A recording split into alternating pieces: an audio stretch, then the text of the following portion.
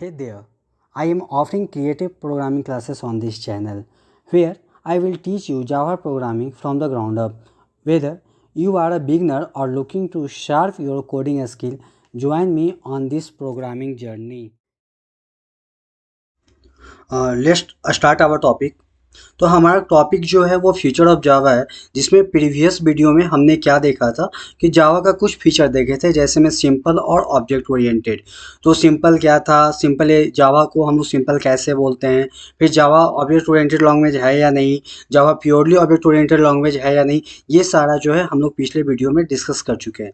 आज हम लोग नेक्स्ट देखते हैं, नेक्स्ट फीचर जावा का देखते हैं। तो जावा का जो नेक्स्ट फीचर है वो पोर्टेबिलिटी है।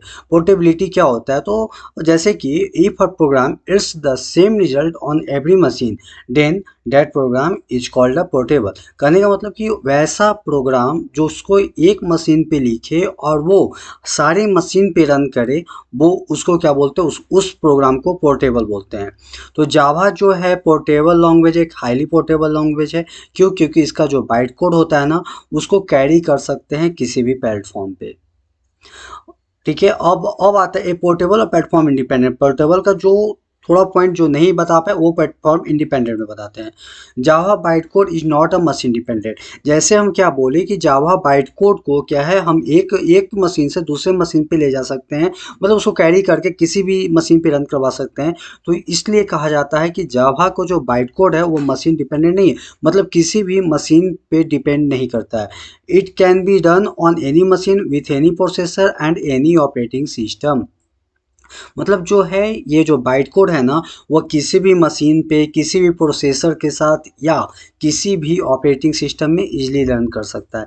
It means Java code compiled bye compiler and convert into byte code. जैसे हम लोग तो जावा में हाई लेवल प्रोग्रामिंग लिखते हैं, कहने का मतलब हम लोग अपने लैंग्वेज में प्रोग्राम करते हैं। तो वो क्या करता है, जैसे ही हम लोग जावा प्रोग्राम को कंपाइल करते हैं, तो वो कंपाइलर मेरे प्रोग्राम को बाइट कोड में कन्वर्ट कर देता है।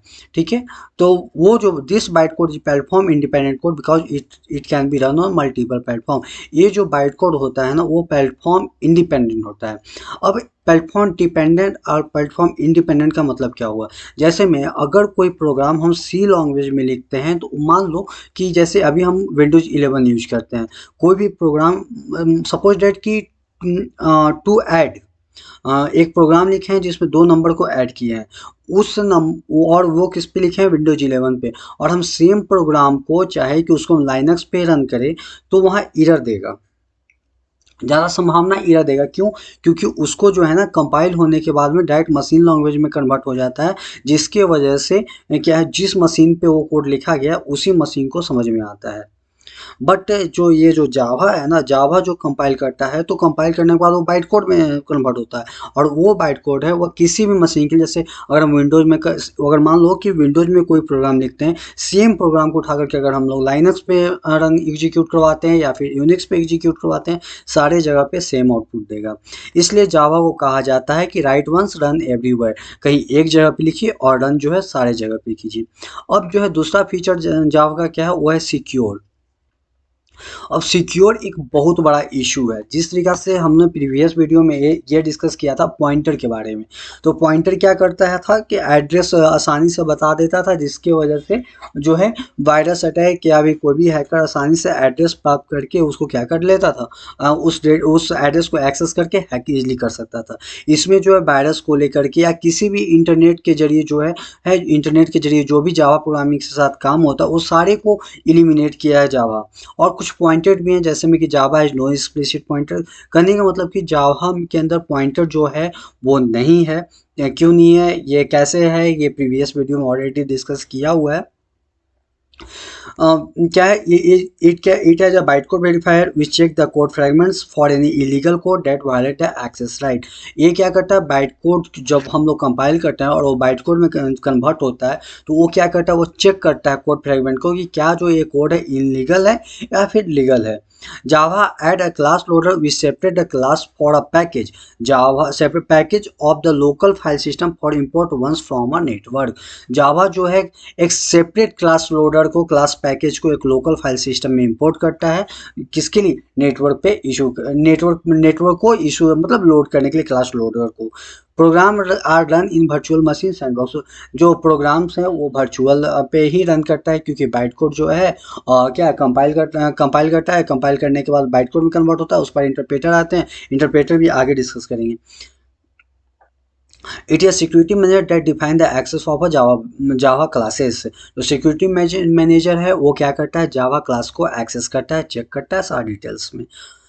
अब है रोब्यूस्ट। रोब्यूस्ट मतलब क्या होता है, तो रोब्यूस्ट का मतलब स्ट्रांग होता है। जावा एक स्ट्रांग लैंग्वेज है। आखिर जावा एक स्ट्रांग लैंग्वेज कैसे है, तो जावा जो है ना एक मेमोरी मैनेजमेंट का कंसेप्ट दिया है, जो कि ऑटोमेटिकली मेमोरी मैनेजमेंट का कंसेप्ट दिया है, जिसमें जो है पॉइंटर को रिमूव किया है, जिसकी वजह से सिक्योरिटी इशू काफ़ी कम हो गए हैं। जो गार्बेज होता था जावा में, ऑटोमेटिक गार्बेज कलेक्शन है, ऑटोमेटिक एक्सेप्शन हैंडलिंग है, और ये सारे जो मैकेनिज्म है ना, जो ऑटोमेटिक होने की वजह से जो जावा जो है वो काफ़ी स्ट्रॉन्ग लैंग्वेज है। अब आते हैं डिस्ट्रीब्यूटेड। तो इंफॉर्मेशन डिस्ट्रीब्यूटर ना वेरियस कंप्यूटर ऑन नेटवर्क। कोई भी इंफॉर्मेशन हो नेटवर्क के जरिए हम लोग क्या करते हैं, अब किसी भी इंफॉर्मेशन को डिस्ट्रीब्यूट करते हैं। Using Java we can write program with capture information and distribute it to clients. हम लोग जावा के जरिए, जावा को यूज करके हम लोग प्रोग्राम लिखते हैं और उस इंफॉर्मेशन को क्लाइंट को क्या करते हैं, क्लाइंट को डिस्ट्रीब्यूट करते हैं। तो डिस्ट्रीब्यूट करने के बाद ना ये सिक्योर माना जाता है बाकी कंपेरिजन टू अदर लैंग्वेज। तो ये कैसे माना जाता है सिक्योर, क्योंकि ये जो है ना जावा जब हम लोग नेटवर्क के जरिए किसी भी क्लाइंट्स के पास शेयर करते हैं, तो वो जो है TCP/IP एंड UDP प्रोटोकॉल को फॉलो करता है। अब TCP/IP एंड UDP क्या एक नेटवर्किंग का टॉपिक है, और जिस वक्त अगर हम नेटवर्किंग का वीडियो बनाते हैं तो उसमें इसको डिटेल वर्णन करेंगे। इंटरप्रेटेड। अब इंटरप्रेटेड क्या, जिस तरह से हम लोग अगर सी प्रोग्रामिंग का बात करें तो उसमें जब जैसे हम लोग हाई लेवल लैंग्वेज में प्रोग्राम करते हैं, वो कहाँ होता है, वो कन्वर्ट होता है, कन्वर्ट होकर मशीन लैंग्वेज में होता है। उसको कन्वर्ट कौन करता है, सिर्फ कंपाइलर कन्वर्ट करता है।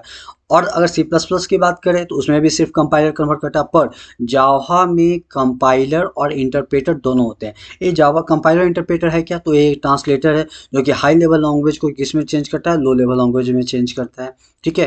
तो सबसे पहले जो प्रोग्राम हम लोग लिखते हैं वो कंपाइल होता है, कंपाइल होकर के वो क्या बन जाता है बाइट कोड बन जाता है। जब हम कोई भी प्रोग्राम लिखते हैं तो वो क्या होता है, सबसे पहले बाइट कोड में कन्वर्ट होता है। ठीक है। अब बाइट कोड में क्या होता है, बाइट कोड को अगेन वो डाउनलोड करके इंटरप्रेटर के द्वारा इंटरप्रेट होकर के JVM मशीन जो है उसको इंटरप्रेट करता है।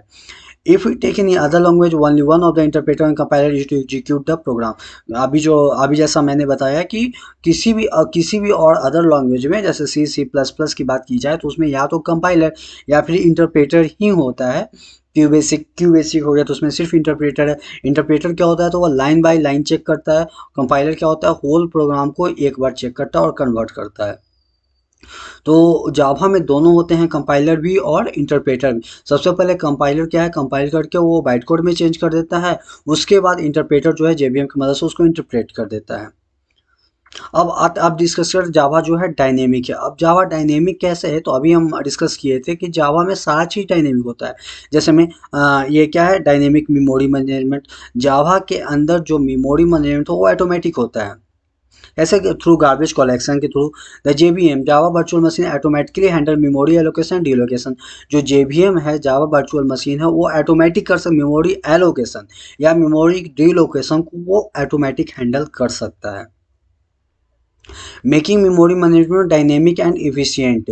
जो मेमोरी मैनेजमेंट को डायनेमिक भी बनाता है और अपना इफिशियंट भी बनाता है। अब सेकंड पॉइंट क्या है, डायनेमिक लिंकिंग। और जो है जावा में linking can be done dynamically during run time. जो लिंक होता है ना वह रन टाइम के दौरान क्या होता है, डायनेमिकली रूप से लिंक होता है, allowing the linking process to occur as needed. This flexibility enhance code reusability and support dynamic loaded of the class. ये जो ऑटोमेटिक यानी कि डायनेमिकली रूप से जो रन टाइम में जो लिंकिंग जावा जो है ऑटोमेटिक करता है, उससे क्या होता है, कोड को इन्हांस कर सकते हैं, उसको रीयूजेबिलिटी कर सकते हैं। ये सब जो है ना, जब हम लोड क्या डायनेमिक पूर्वक से किसी भी क्लास को लोड करते हैं तो हमारा कोड जो है वो छोटा होता है और रीयूजेबिलिटी, उस कोड को रीयूजेबिलिटी कर सकते हैं। अब नेक्स्ट पॉइंट है क्लास लोडिंग। तो क्लास लोडिंग क्या है, तो Java support dynamic class loading. Java जो है क्लास लोडिंग को भी डायनामिक क्या करता है, Load cutoff where class are loaded into memory only when they are needed during program execution. जब प्रोग्राम एग्जीक्यूट होते रहता है तभी जो है क्लास का अगर ज़रूरत हो कि क्लास को लोड करना चाहिए, तो अब जो है ना अगर जो नीड हो उसका कि तभी वो क्या करता है ऑटोमेटिकली बाय डायनेमिक रूप से क्लास को लोड करता है। And this support dynamic loading and linking classes, ये जो है सपोर्ट करता है dynamic loading and dynamically linking class को लिंक करने का। अब नेक्स्ट पॉइंट क्या है स्केलेबिलिटी। तो Java platform can be embedded on a wide range of a computer with varying levels of resources from embedded device to main frame computer. This is possible because Java is a compact and platform independent. अभी हम बताए थे कि जावा एक ऐसा language है जिसको किसी भी मशीन पे या किसी भी ऑपरेटिंग सिस्टम पे उसको क्या करते प्रोग्राम को राइट करके और उसको कहीं भी एग्जीक्यूट करवा सकते हैं। तो एम्बेडेड डिवाइस बनाने में जैसे में मिनी पीसी हो गया, पैनल पीसी हो गया, क्या रैक माउंट सर्वर हो गया है, इन बेसिकल्स कंप्यूटर हो गए। तो ये सारे जो है ना एम्बेडेड डिवाइस को बनाने के लिए जावा जो है ना एक वेरी मतलब बहुत ही ज़्यादा यूजफुल है, क्योंकि ये क्या करता है मशीन इंडिपेंडेंट है। मशीन इंडिपेंडेंट से इसका जो होता है ये स्केलेबिलिटी होता है। ये है कुछ जावा के फीचर, और भी कुछ है। हाँ ठीक है, तो अभी तक हम लोग क्या किए 10 पॉइंट तक देख लिए, जैसे में अभी simple, object oriented, portable, system independent और platform independent, secure, robust, distributed, interpreter, dynamic और स्केलेबिलिटी। यहाँ तक ने हम इतने जो फीचर थे वो हमने देख लिया। और नेक्स्ट जो फीचर है multi threading, architecture neutral and high performance, वो आने वाले नेक्स्ट वीडियो में हम इसे कवर करेंगे। If you have any question or topic you would like me to cover in future video, leave a comments below. And if you enjoyed this tutorial, remember to like and subscribe for more. Happy coding and see you again.